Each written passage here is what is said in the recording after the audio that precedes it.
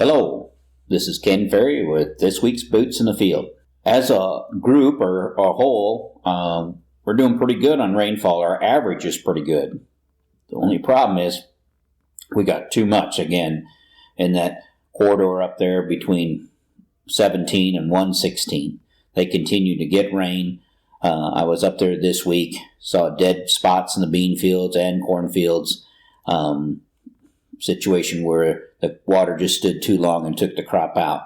Not quite as bad as 2015, but in a lot of ways pretty similar to 2015 depending on the drainage on the farms and stuff. We were in the Waseca area one morning. It was about 85 degrees, 86% humidity. By the end of the day, we were clear to the south at down around Cisco, and we had 88 degrees and 36% humidity. So the high amount of humidity, of course, is coming from the amount of rain that they've had, which has also triggered all the continued pop-up showers. Unlike south here, 136 and south, things are starting to get kind of serious. Probably from 136 down to Decatur, a pretty good stretch across there, and reaching over to the west. Go clear west, and you start to see the moisture showing up over in the Quincy area again as well. And you get south, you see it down in the Sullivan area where the moisture is. But we got low humidities, and we've been running with a few tenths of rain here and there over the last 35, 40 days. And I think that low humidity is creating a problem to get other rain in here to make things happening. So as we look at the crops here from 136 south, stress is starting to show up on this crop, especially the late planted crop and the replanted crop. So we're starting to see them with that shorter corn that's knee-high right now that is really struggling. It just doesn't have the root mass, and the beans that are less than V4 are also standing still from the moisture issues and still the carbon penalty itself. In general, ear counts continue to come in lower than most farmers expected if they haven't been paying attention in it.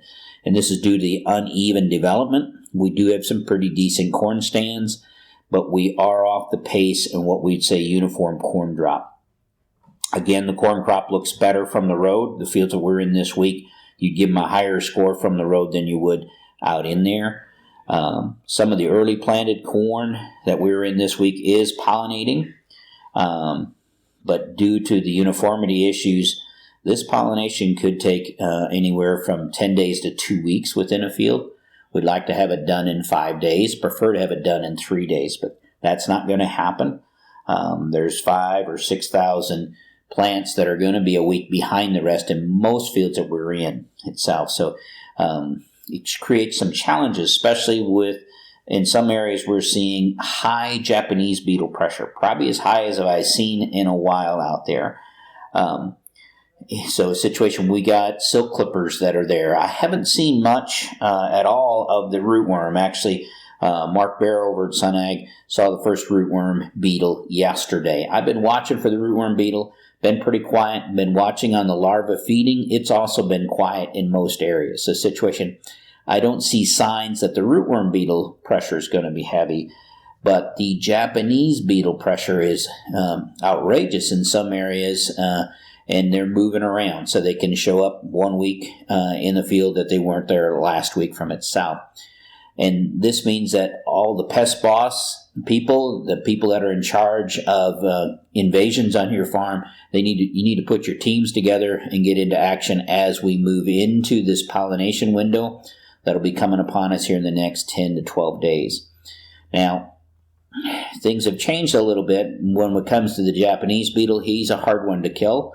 Typically a pyrethroid, which has some repellent effect to it, doesn't do a good job on the knockdown part. And they've taken pin cap away from us from a knockdown part. So we're going to have to think about, some type of knockdown in that mix to take this guy out, like a lanate type scenario, because they're hard to kill in itself. The challenge we got is, can we keep the Japanese beetle at bay long enough to get this crop pollinated? And those last 5,000 or 6,000 that are going to pollinate, unfortunately, they'll have the fresh pollen, and that's where the beetle will migrate to even more.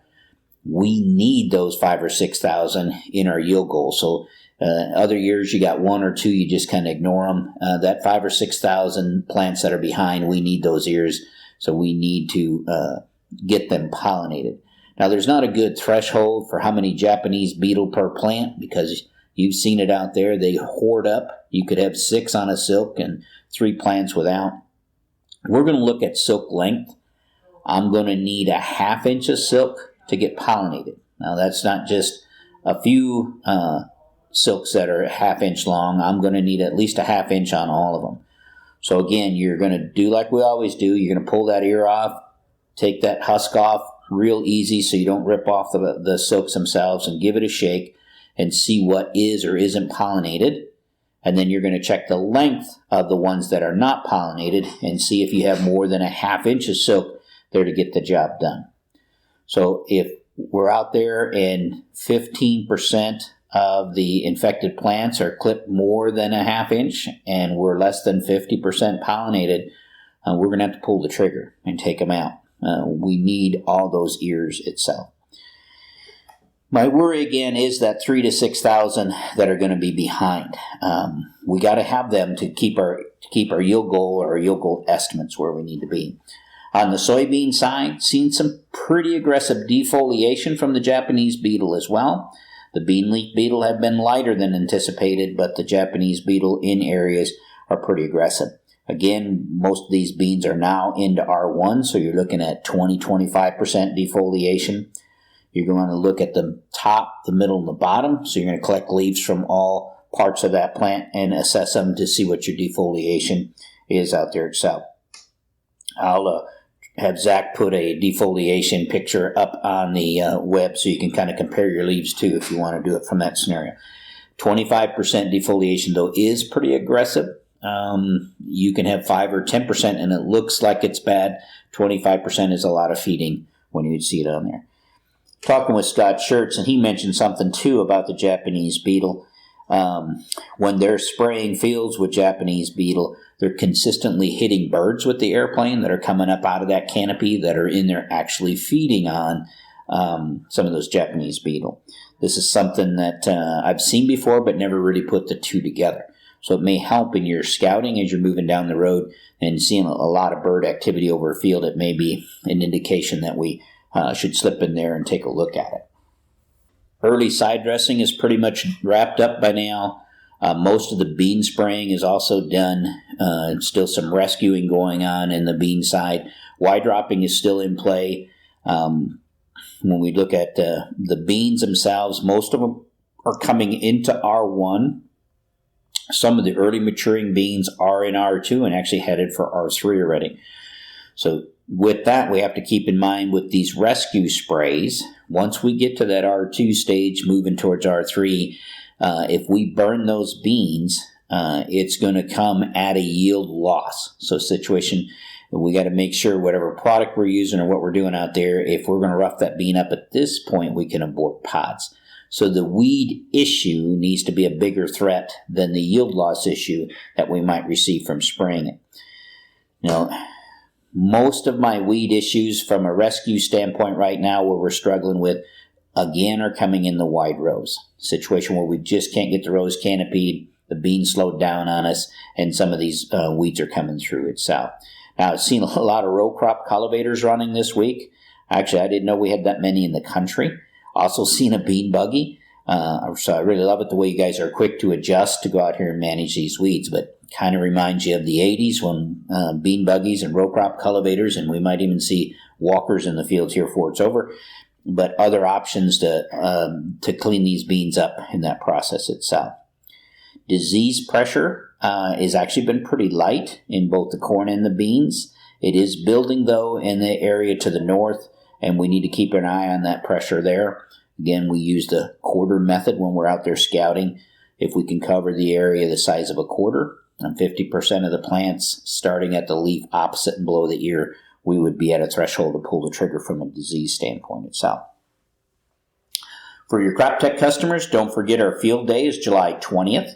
So contact your retailer or call here at the office to make sure that we're preparing enough pork chops for everybody.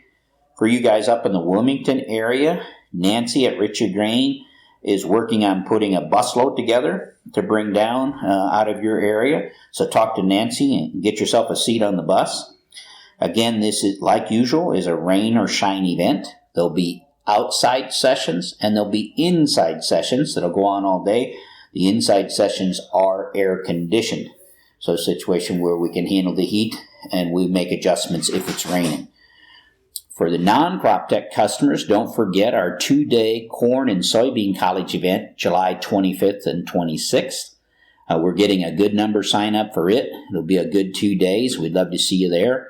For that, you can go to croptechinc.com and click on the Corn College tab and get yourself registered for itself. Love to see you guys here at the event. Again, with that, let's keep her moving. Let's keep her safe.